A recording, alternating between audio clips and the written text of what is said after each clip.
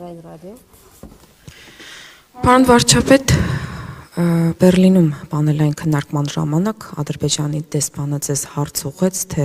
երբ է Հայաստանը փոխելու սահմանադրությունը, դա անվանելով վերջին խոչընդոտը խաղաղության կնքման ճանապարհին։ Ուզում եմ հարցնել մեզ համար, Ադրբեջանի կողմից կա խոչընդոտ խաղաղության պայմանագիրը ստորագրելու այսօրվա դրությամբ, եթե հենց Ադրբեջանը դադարի պայմաններ առաջ քաշել։ Կներեք, վերջին հատվածը լավ չհասկացա։ Փաստացի այս պահին ըստ իմ տպավորությամբ մեզ խանգարում է պայմանագիր ստորագրել հենց Ադրբեջանի առաջ քաշած պայմանները։ Դե մեզ ոչ թե խանգարում է պայմանագիր ստորագրել, հիմա մենք աշխատում ենք ու մենք պայման չունենք խաղաղության համաձայնագիրը ստորագրելը, Ադրբեջանը այդքան էլ պարզ չի, պայման ունի, պայման չունի եւ այլն, որովհետեւ այդ թեմաները իրենք առաջ են քաշում եւ մենք այդ թեմաների հետ առնչվում եւ առերեսվում ենք եւ դուք այնտեղ եթե ներկայեք ես մեր պատասխանում ամբողջական ներկայացրի մեր դիրքորոշումը, որովհետեւ հարցը ինչ է, ես պարզ հարց եմ տալիս, ասում եմ ուզում եմ հասկանամ Ադրբեջանը ուզում է որ մեր սահմանադրության մեջ տարածքային պահանջներ լինեն, թե իրոք անկեղծորեն մտածում է որ մեր սահմանադրության մեջ տարածքային պահանջներ կան։ Եթե անկեղծորեն մտածում է որ խնդրեմ կա այդտեղ, այդ խնդրեմը լուծելու ամենակարճ ձևը խաղաղության համաձայնագիրը ստորագրելն է։ Ինչու՞։ Որտեվ երբ որ խաղաղության համաձայնագիրը ստորագրվի, մենք մեր օրենսդրությանը համապատասխան պարտավոր ենք, ստիպված ենք, չենք կարող չուղարկել սահմանադրական դատարան, որպեսզի սահմանադրական դատարանը ստուգի այդ համաձայնագրի համապատասխանությունը Հայաստանի Հանրապետության սահմանադրությունը։ Հիմա այդտեղից երկու տարբերակ կա, կամ սահմանադրական դատարանը որոշում է, որ համաձայնագիրը համապատասխանում է Հայաստանի Հանրապետության սահմանադրությանը։ Այդ դեպքում մենք ոչ մի խոչընդոտ չունենք, այն ուղարկել ազգային ժողով եւ վավերացնել։ Երբ որ վավերացվում է համաձայնագիրը ազգային ժողովում, սահմանադրության 5-րդ կետի, կարծեմ 3-րդ մասի համաձայն, վավերացված միջազգային պայմանագրերի եւ մեր ներքին օրենսդրության մեջ հակասությունների դեպքում միջազգային պայմանագիրը ունի ավելի բարձր իրավական նշանակություն։ Երբ որ այդ համաձայնագիրը ստանում ավելի բարձր իրավական նշանակություն, Հայաստանը ուզենայել չի կարա տարածքային պահանջներ ունենա Ադրբեջանից։ Ինչու՞։ Որովհետև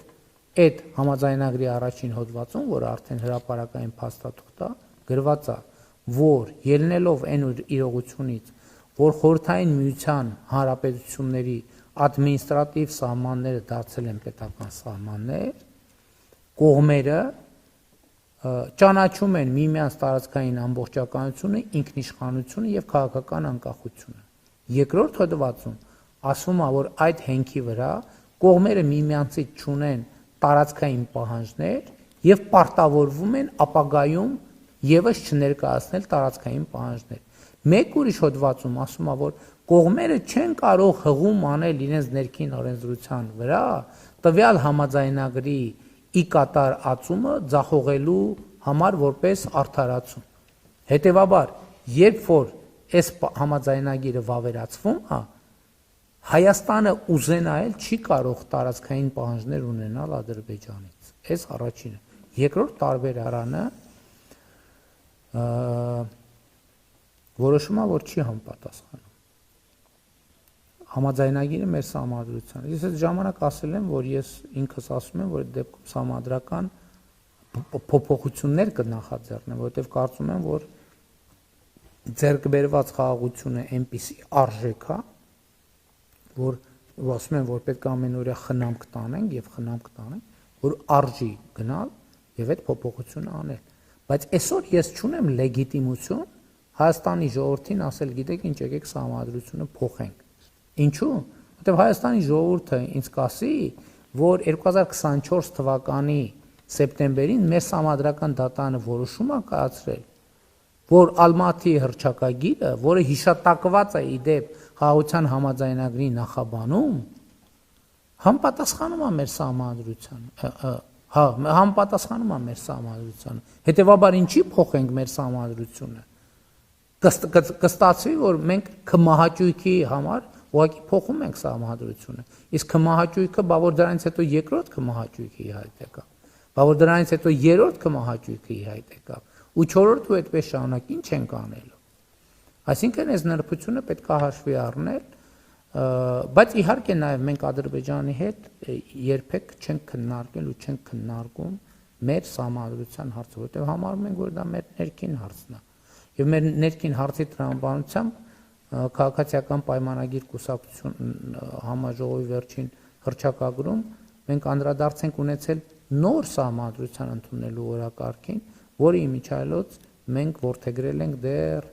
2018 թվականից, ասելով, որ թողենք այս սահմանադրությունը մի հատ հասկանանք խորհրդանական կառավարման մոդելը լավ է, վատ է, որովհետև այդ ժամանակ 18 թվին, երբ որ ես դարձա վարչապետ, երկու ամիս էր սահմանադրությունը ուժի մեջ մտել, հələ հոդվածներ կային, որ դեռ նոր պետքա մտնեին ուժի մեջ։ Ընդհանրապես ուրիշ բանի մասին կարող եմ ասել, օրինակ ես ծանոթացա Ադրբեջանի արտաքին գործերի նախարարության հայտարարությանը Հայաստանի Եվրամիության ռազմավարական օրակարգի հռչակագրի հետ կապված, եւ տեսեք, ես ինչ իրավիճակ եմ տեսնում։ Իրավիճակ եմ տեսնում, որ Ադրբեջանը մի կողմից ասում է արևմտյան Ադրբեջան, այն մյուս կողմից ասում է վայ գրածա Ղարաբաղյան հայեր եւ այլն եւ այլն եւ այլն։ Ես 2025 թվականի իմ ուղերձում ներողություն 25 թվականի օգոստոսի 18-ին, օգոստոսի 8-ին հաջորդած իմ ուղերձում ես ասել եմ, որ այդ վերադարձի թեման շատ վտանգավոր թեմա է։ Եվ ես հիմա ուզում եմ բաց հրապարակային Ադրբեջանին անել առաջարկ, որովհետև այդ թեմաներով ինչքանով իրանք խնդիր ունեն, մենք էլ խնդիր ունենք։ Ես առաջարկում եմ, որ մենք համատեղ ընդունենք ճանապարհային քարտեզ, այս երկու թեմաները զուգահեռ փակելու ուղղությամբ։ Որտեղ ես արդեն ասել եմ բաց հրապարակային, ես մեր Ղարաբաղի ժողովրդին էլ եմ ասել, որովհետև ասում են, բա պիտի վերադառնանք, ես ասել եմ դա իրատեսական չի։ Մենք այսօր մեծ ծրագրեր ենք անում, իմիջիայլոց ասեմ, որ ասում են, այ պետական պարտքը ավելացել է, այս նորը ազգային ժողովում առիթ ունեցա ասելու։ Երկու ուղղություն կա պետական պարտքի ավելացման։ Մեկը զինտեխնիկա, սպառազինության եւ տեխնիկայի գնումը, պաշտպանական կապիտալ ծախսերը, երկրորդը Լեռնային Ղարաբաղից տեղահանված մեր ժողովրդի կարիքները, որովհետեւ երկուսն էլ մեզ համար մեծ ու միանգամից անհրաժեշտ ծախսեր։ Մենք այդքան ծախսը անում ենք, որ մարդիկ մնան Հայաստանում։ Որովհետև եթե մենք շարունակենք վերադարձի օրակարգը, այդ նշանակում է մենք նորից սկսենք Ղարաբաղյան շարժումը։ Ես ասել եմ, որ մենք պետք է չշարունակենք Ղարաբաղյան շարժումը։ Հիմա Ղարաբաղյան շարժումը ավարտվել է եւ ինքս իրան սկսելու փորձերը օգտակար չեն։ Բայց մյուս կողմից Հայաստանում էլ տեսնում են, որ Ադրբեջանը օգտագործում է անդադ արևմտյան Ադրբեջան, ինչ որ անհասկանալի տերմինաբանություն։ Հիմա պետք է հասկանալ, որի պատճառն է, որը պատճառ է եւ որը հետևանք է։ Բայց ես ասում եմ, ուղիղ առաջարկ եմ անում, հույս ունեմ այս առաջարկը կթարգմանվի, որպեսզի տեղ հասնի, ես ասում եմ, եկեք, նստենք, միջոցառումների ճանապարհային քարտեզ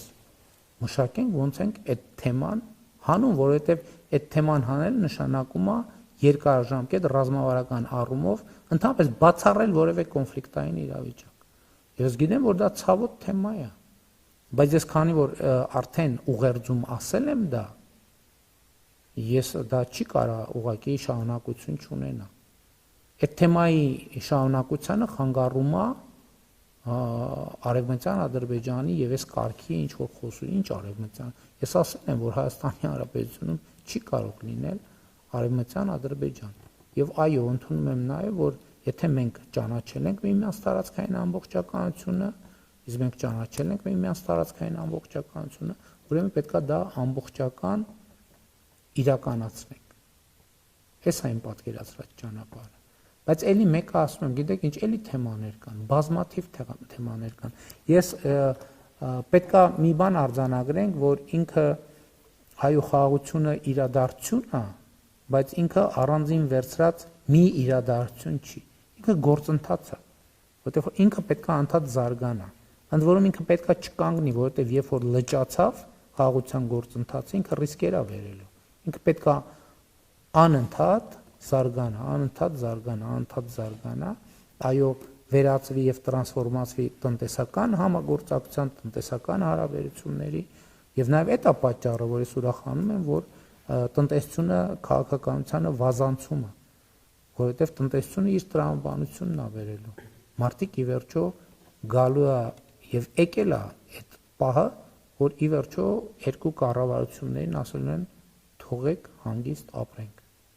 Հերիքա վերքերը փորել։ Հերիքա անդադ վերքերի վրա աղ լցնել։ Պետք է մի օր ավարտվի այդ ամեն ինչ։ Եվ այդ ժամանակը հիմա է։ Այդ ավարտը արձանագրվել է, ավարտի քաղաքական կամքը արձանագրվել է եւ պետք չի անընդհատ վերքերը նայում եմ խորհրդակցություն են արել, ասում են վերնագիր տեսամ դա Ղարաբաղյան բանը Ղարաբաղի հարցը լուծված չի։ Հայաստանում ինչ որ քննարկում է տեղի ունենում։ Ինչ որ միտեղ հիմա դա նաև ադրբեջանցիներն են տեսնում եւ հետեւուց դե արի մի կողմից ասում են որ լսում են որ մեր ընդդիմությունն ասում Հայաստանում բռնաճնշումներ է, բռնապետություն է, Ադրբեջանն ասում է մի րոպե, այսքան բռնապետություն է, բա ինչի կառավարությունը այդ բաները չի արգելում։ Հա, ուրեմն իրանք թաքնված օրակարգ ունեն, ուրեմն իրական այդ որ ասում են Ղարաբաղի շարժումը ավարտել, մի կողմից ասում են ավարտել, մյուս կողմից էլ ասում են գնացեք քննարկումներ արեք եւ այլն եւ այսպես շարունակ։ Մենք էլ մեր հերթին ասում ենք, մի րոպե, էս ինչ է։ Ադրբեջանի կառավարությունը կամ նախագահի նստավայրը էս ինչ է ֆինանսավորում արևմտյան Ադրբեջանի հետ կապված ինչ-որ միջոցառումներ, խոսույթներ եւ այլն եւ այսպես շարունակ։ Այս հարցը պետք է լուծվի։ Այս հարցը երկում պետք է լուծվի եւ մենք մեր ժողովուրդներին հանգիստ ապրելու շանս պետք է տանք։ Այդ որ Ղարաբաղի հարցը չի լուծվել, դա ի՞նչ է նշանակում։ Այդ ի՞նչ է նշանակում։ Այդ մարդիկ ինձ ասում են, բան արիք, տարակ, բան մի հատ էլ 7000 իրանց թվեր են հորինում 7000 երիտասարդի բանը կյանքը 1000 ներողություն եմ խնդրում իրանք դեն գլուխը կերակ, որ Ղարաբաղի հարցը չի լուծվել։ Ինչ է առաջարկում, այսինքն ինչ է, այսինքն դա ինչ է նշանակում։ Որ Ղարաբաղի հարցը չի լուծվել, բա ինչ է լինելու։ Բա ինչի եք մեղադրում, որ բան արինք։ Զոհերի համար ինչի եք մեղադրում։ Ղարաբաղի հարցի շարունակություն նշանակում է նոր պատերազմ, նոր զոհեր,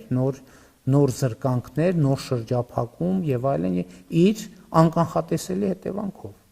Նրանք ովքեր ասում են Ղարաբաղի հարցը չի լուծվել, ասում են որ Հայաստանը պետք է նոր պատերազմ անի։ Բայց երբ որ իրանք ասում են Հայաստանում կան ուժեր, որոնք ասում են նոր պատերազմ պետք է անի Հայաստանը,